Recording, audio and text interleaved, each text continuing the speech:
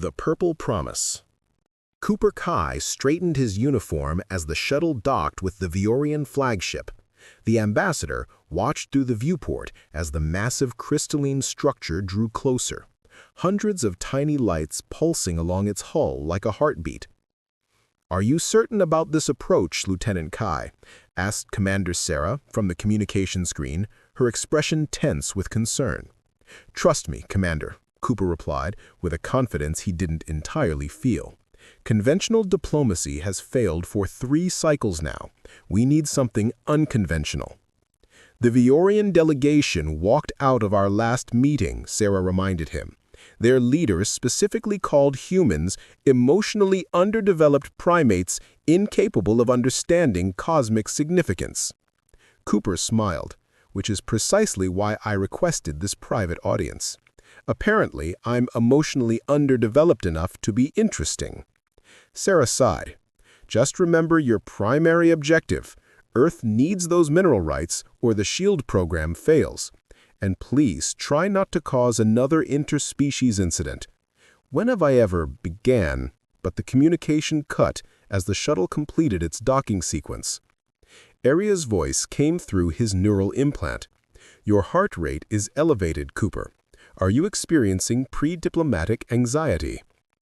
"Just the usual fear of completely wrecking humanity's chances for survival," he muttered. "How do I look?" "Your appearance exceeds acceptable diplomatic standards, though I would recommend against using your typical humor with the Viorian delegation. They lack the cultural context for appreciating it." The airlock cycled open, and Cooper stepped into the Viorian ship. The interior glowed with a soft ambient light that seemed to emanate from the walls themselves, creating an atmosphere both alien and strangely comforting. 2 guards with skin the color of twilight stood at attention, their eyes reflecting the starlight from nearby portholes. "This way, human diplomat," one said in a melodious accent. "Commander Rena awaits you." Cooper followed, trying not to stare at the guards' unusual appearance.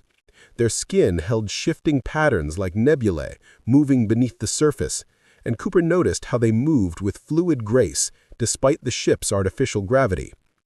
The chamber he was led to opened into a vast observation deck. The stars stretched infinitely beyond the transparent ceiling, creating the illusion of standing in open space. At the center stood Commander Rena. Cooper had seen images of the Viorian leader, but they failed to capture her presence. Her skin was a deep violet that seemed to absorb and reflect light simultaneously, creating an aura that drew the eye. Patterns of bioluminescence shifted beneath her skin in response to her emotions. Her eyes caught his, and Cooper felt a moment of vertigo, as if looking into twin galaxies. "Lieutenant Cooper Kai," she said, her voice carrying musical undertones that human vocal cords couldn't replicate. "You requested this audience against the advice of your superiors. That suggests either remarkable courage or noteworthy foolishness." Cooper bowed slightly. "Often those qualities are separated only by results, Commander." Something like amusement flickered across her features. "Indeed. Why have you come alone when your delegation insisted on bringing 17 representatives to our last encounter?" "Because 17 voices create confusion, and because what I propose is unconventional enough that I preferred to risk only my own career." Rena moved closer, studying him. "Your species has requested mining rights to the Ceres cluster for 3 cycles now, rights my people consider sacred. Why should I grant to you what I have denied your many representatives?" Cooper met her gaze. "Because I'm offering something they weren't. Marriage." The chamber fell silent. The guards by the door shifted uncomfortably, but Rena remained perfectly still, only the accelerated patterns beneath her skin betraying her surprise. "Explain," she said finally. "Your people value permanent bonds above temporary agreements. Humans rely on contracts and treaties, documents that can be broken. Viorians rely on connections that transcend documentation. According to your customs, a marriage between representatives creates an unbreakable alliance. You would bind yourself to an alien species simply for mining rights? Rena's voice held a dangerous edge. Cooper shook his head. Marry me, and I'll protect your world as my own. That's the vow I offer. Not for minerals, but for mutual survival. The draconian expansion threatens both our peoples. Separately, we are vulnerable. Together, we might survive. And if I refuse, Cooper replied, then I return to Earth and we prepare for extinction separately. Marriage is simply the fastest path to alliance. My people need your resources. Your people need our shield technology. Rena circled him, her eyes never leaving his face. What do you know of Viorian marriage, Lieutenant? Only what Dr. Aya Chen's research suggests, that it creates a biological bond that your people consider sacred. A bond that cannot be broken, even by death. To my people, marriage is not a political tool, but a merging of life forces. Do you understand what you're proposing? Cooper nodded. I'm proposing to save both our worlds by any means necessary. Rena stopped directly before him. Her eyes began to glow with an inner light that illuminated her features. Marry me, and I'll protect your world, she repeated his words slowly. An interesting proposal, Lieutenant, very interesting indeed. Glowing intentions. Dr. Aya Chen paced the length of the laboratory, her hands moving animatedly as she spoke. You proposed what, Cooper? Have you completely lost your mind? A Viorian marriage isn't just a ceremony or a contract, it's a biological process. Cooper sat on the edge of the examination table, watching his friend with amusement. That's why I'm here, Aya. I need you to explain exactly what I've gotten myself into. Aya stopped pacing and stared at him. And you didn't think to ask before proposing? Typical Cooper. Act first, consider the consequences, never. There wasn't time for consultation, Cooper defended. Commander Rena was about to terminate negotiations permanently. I made a split-second decision. A split-second decision that will permanently alter your physiology, AM muttered, pulling up holographic displays showing Viorian biological data. Viorian marriage involves the exchange of bioluminescent particles that create a permanent connection between partners. These particles integrate with the nervous system, allowing partners to sense each other's emotional states and, in some cases, their physical location. Cooper swallowed. So she'll be able to read my mind? Not thoughts, Aya corrected, just emotional states, general sensations, like knowing if you're in danger or experiencing intense feelings, and vice versa. You'll develop a sense for her emotional state, too. Aria's voice interjected through Cooper's neural implant. This presents significant security concerns, Lieutenant Kai. Commander Sarah will likely classify this as a breach of protocol. Sarah doesn't need to know the biological details, only that Commander Rena has agreed to negotiations. Aya snorted. She's going to notice when you start glowing purple. I what? The bioluminescent particles, Aya explained, pulling up another diagram. They'll manifest visibly during moments of intense emotion. Your skin will develop patterns similar to Viorian bioluminescence, though likely less pronounced in human physiology. Cooper groaned. Fantastic. I'll become a walking mood light. You should have consulted me before making this offer, Aya said, though her expression had softened. But I understand why you did it. The alliance with the Viorians is our best chance against the Draconians. Will there be other effects I should know about? Cooper asked. Aya hesitated. The research is limited, but yes, there's evidence suggesting increased empathic connection development of shared immunities and, in some cases, prolonged exposure to Viorian bioluminescence can enhance human cellular regeneration. So, I'll heal faster? Potentially, and live longer. The oldest human Viorian couple on record survived nearly 200 years, though that's an extreme case. Cooper whistled. Any downsides besides the glowing? Separation can be physically painful once the bond is established, Aya said. And if Commander Rena were to die unexpectedly, the shock to your system could be severe. How severe? Potentially fatal. The bond works both ways. You'll need to be careful, Cooper. This isn't just diplomacy anymore. It's biology. The laboratory door slid open, and Commander Sarah strode in, her uniform immaculate, her expression controlled, but Cooper could see the tension in her shoulders. Lieutenant Kai, Dr. Chen, the Viorian delegation has arrived and requests immediate audience with our medical team. Cooper stood. Already? We weren't expecting them for another cycle. Apparently, Commander Rena insisted on accelerating the timeline. Sarah replied, her gaze sharp. Care to explain how your private audience resulted in a full diplomatic entourage arriving with marriage ceremonial materials? Cooper exchanged glances with Aya. I may have proposed an alternative approach to negotiations.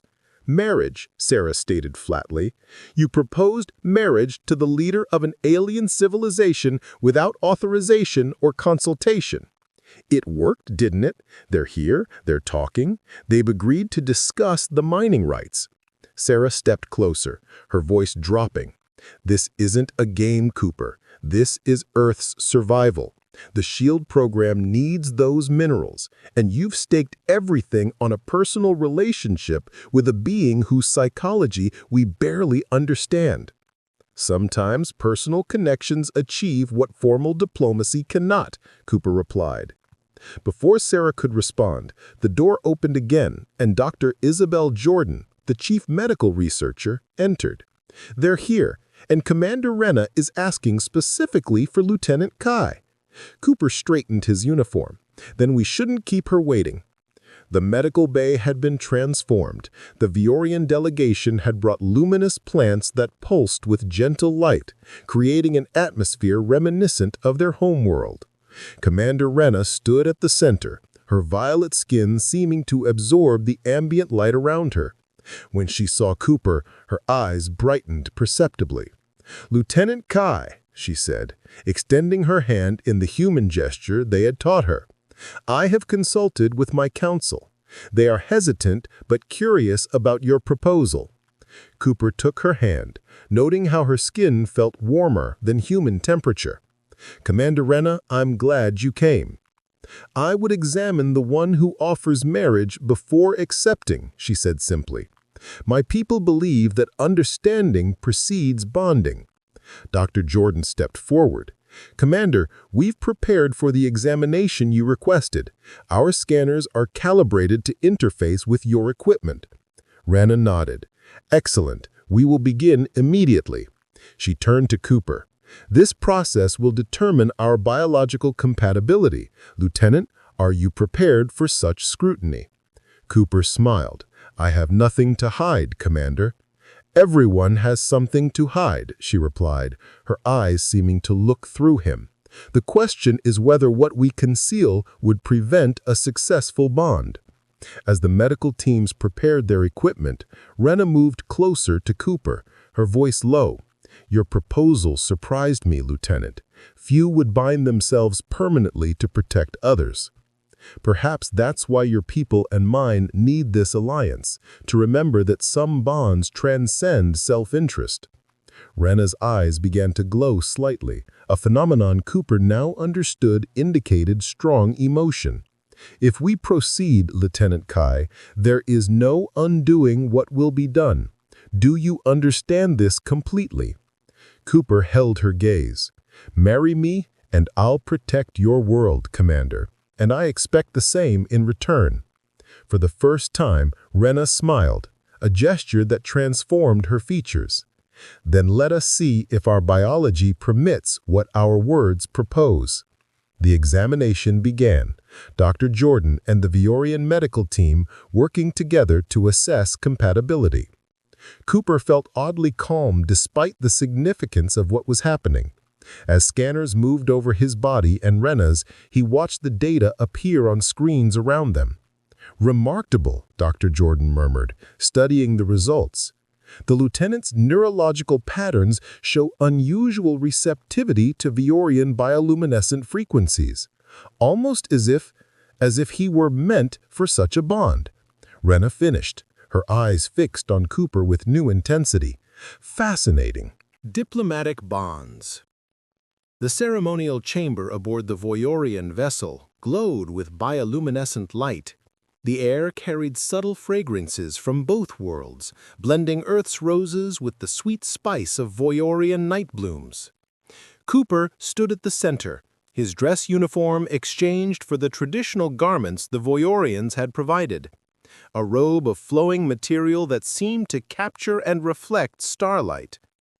"You look uncomfortable, Lieutenant," Commander Sarah observed, her voice low enough that only Cooper could hear. "The collar itches," he admitted, adjusting the ceremonial garment. "And I still think this is moving too quickly. We've only known each other for 3 cycles." Sarah's expression remained neutral, but Cooper caught the slight tension in her jaw.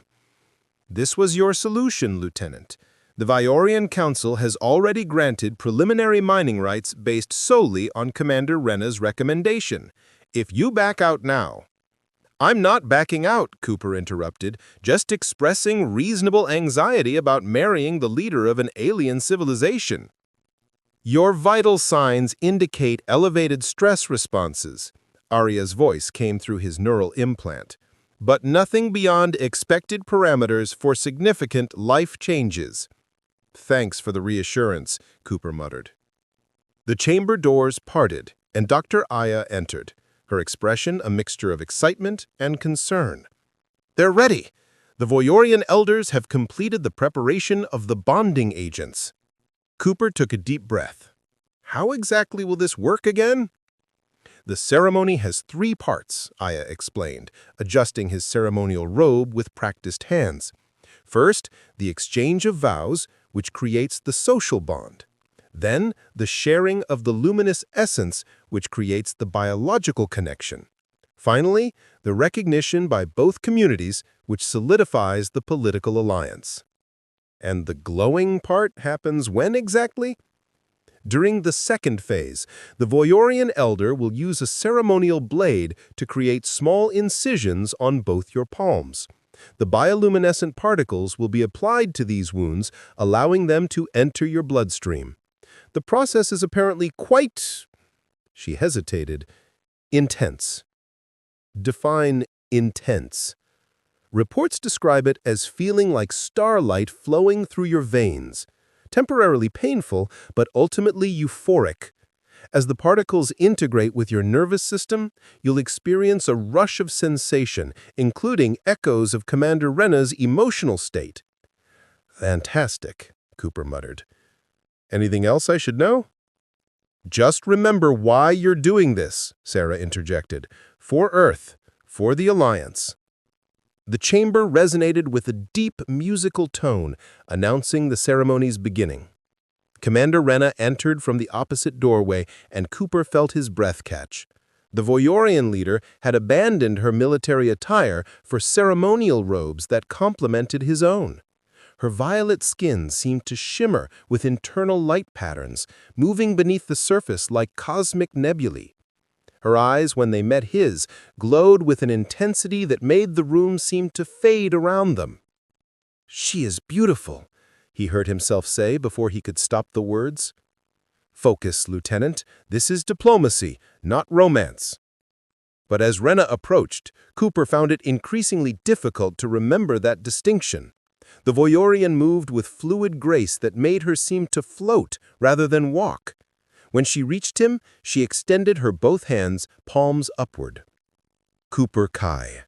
She said his name with a musical intonation that human vocal cords couldn't replicate. "Are you prepared to join what cannot be separated? To bind your life force to one not of your world?" "I am, Commander Rena." The elder stepped forward, carrying a ceremonial vessel that glowed with intense light. "The words once spoken cannot be withdrawn," she announced, her voice carrying through the chamber. "The essence once shared cannot be divided. Do both parties consent with full awareness?" "I consent," Rena replied, her eyes never leaving Cooper's. Cooper felt the weight of the moment, the significance of what they were about to undertake. This was no longer just about mining rights or planetary defense. It was about creating something unprecedented, a bond between worlds embodied in two people. "I consent," he said, his voice steady despite his racing heart.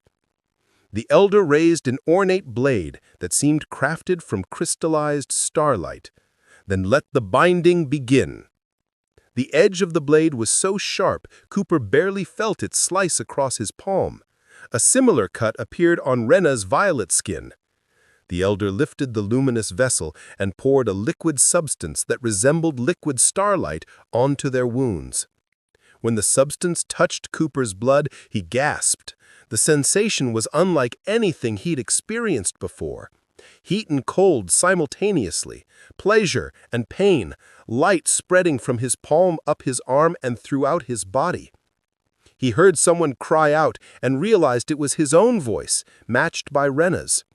Their hands clasped involuntarily, fingers intertwining as the luminous particles flowed between them. Cooper felt his consciousness expanding, suddenly aware of emotions not his own: wonder, fear, determination, hope. The complexity of Rena's feelings washed through him even as she experienced his. "The physical bond is forming," the elder announced. "Let the vows be spoken." Through the haze of sensation, Cooper found his voice. "I, Cooper Kai, bind my life to yours, Commander Rena. I vow to protect your world as my own, to stand between your people and harm, to seek understanding where there is confusion and peace where there is conflict. What threatens you, threatens me.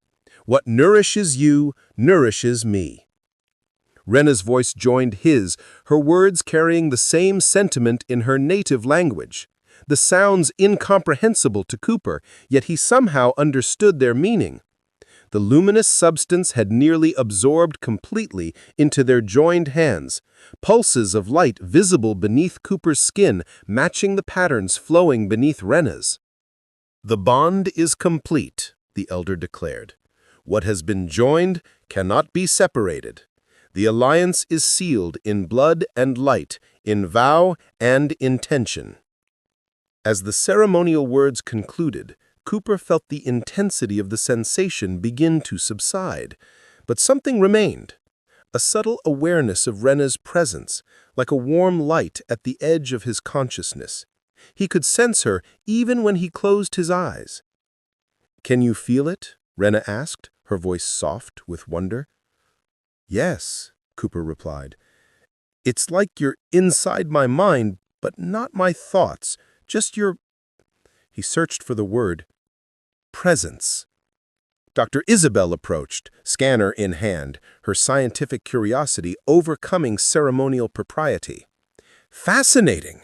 The bioluminescent particles have integrated with Lieutenant Kai's nervous system, even affecting melanin production in the epidermis." Cooper looked down at his hands, where faint patterns of light pulsed beneath his skin, following the rhythm of his heartbeat. "Is this permanent?" "The visibility will fade during normal emotional states, but during moments of intense emotion, the patterns will become more pronounced. Your physiology is already adapting to the presence of the foreign particles." Commander Sarah stepped forward. "Now that the ceremonial portion is complete, we should proceed to the alliance negotiations." Rena's eyes flashed with something Cooper now recognized as amusement. "Your commander is eager to claim her prize, Lieutenant." "Mining rights were the objective," Sarah reminded them. "And they shall be granted," Rena assured her. "But perhaps we might allow the newly bonded couple a moment to adjust to their connection. The experience can be overwhelming initially." Cooper felt a wave of gratitude toward Rena, recognizing that she understood his need for processing what had just occurred. The connection between them hummed with shared understanding. "A brief recess, then," Sarah conceded. "The negotiations will begin in 1 hour." As the dignitaries filed out, Cooper and Rena remained at the center of the chamber, their hands still joined. The light between them pulsed with shared heartbeats, creating patterns unique to their bond. "What happens now?" Cooper asked. Rena's expression softened. "Now, Lieutenant, we learn to navigate not just between two people, but two worlds. You have married not just me, but my responsibilities, my people." "And you've married Earth's future," Cooper replied. "This bond isn't just about us." "No," Rena agreed, "but it begins with us. And what begins in sincerity has the greatest chance of enduring." Cosmic Connections. 6 months after the ceremony, Cooper stood on the observation deck watching draconian warships gathering at the edge of the system. His skin glowed faintly with bioluminescent patterns that pulsed with tension. Despite diplomatic efforts, the Draconian Empire had declared the alliance between humans and Viorians an abomination against cosmic order. "They're moving into attack formation," Dr. Aya reported, studying tactical displays. 17 vessels, heavily armed. Cooper felt Rena's presence before she entered the room. Their bond had strengthened, allowing them to sense each other across distances. "We expected this," Rena said, joining him at the viewport. "The Draconians cannot tolerate what they don't understand." "Our shield network is operational," Cooper replied, "thanks to the Viorian minerals, but we've never tested it against a full Draconian assault." Rena's hand found his, their fingers intertwining.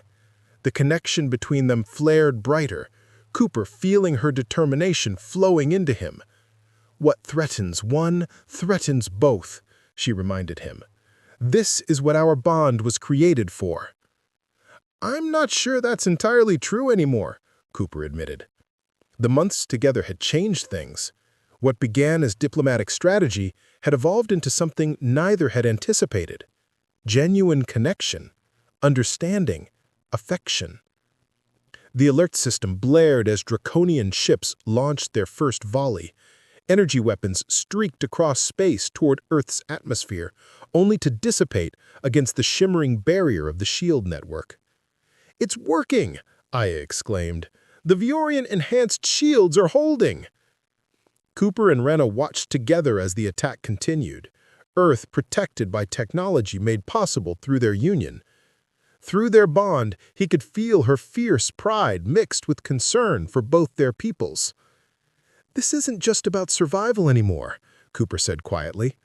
"What we've created between our worlds, it's something new, something worth protecting." Rena's violet skin glowed with emotion, her eyes meeting his. "Yes, what began as necessity has become possibility." Dr. Isabel rushed onto the deck. "The Draconian flagship is hailing us. They're demanding to speak with the abomination couple?" "Then let's not keep them waiting." As they stepped toward the communication array, their joined hands glowed with shared purpose. The bond that began as strategy had become their greatest strength. The light between them, a beacon for two worlds now united against a common threat. Eternal starlight. The Draconian threat neutralized, Earth and Vioria entered a golden age of cooperation. Cooper and Rena stood on the newly constructed Unity Station, a massive structure orbiting between their worlds. "Did you imagine this outcome when you proposed that day?" Rena asked, her voice carrying the musical quality Cooper had come to cherish. "An alliance, yes," he admitted. "This, no." He gestured to the station around them, where humans and Viorians worked together, researched together, lived together. The mixing of cultures had produced innovations neither world could have achieved alone. Through their bond, Cooper felt Rena's contentment. The connection between them had deepened over time, becoming as natural as breathing. No longer just a diplomatic tool, but something precious and personal. The Council wants to establish similar bonds between other representatives. They believe more connections would strengthen our worlds. "It won't be the same," Cooper replied. "They'd be following a path we created. They won't face the uncertainty we did." Rena's eyes glowed with affection. "No, their journey will be their own, just as ours continues to be." Cooper looked out at the stars, thinking of how far they'd come. The bioluminescent patterns beneath his skin had become part of him, just as Rena had, her world now as precious to him as his own. "Marry me and I'll protect your world," he had promised that day, a diplomatic gambit spoken in desperation. "And I yours," she had responded. Neither had anticipated how completely that promise would transform them, how two separate beings from different worlds could become so connected. Their bond had saved their peoples, created peace where conflict seemed inevitable. "What comes next?" Cooper asked, though he could feel her answer through their connection. Rena smiled, the expression she had learned from him. "Everything," she replied. "Everything comes next." Their hands joined, light flowing between them, not just diplomacy, not just biology, but something transcendent, something eternal as starlight.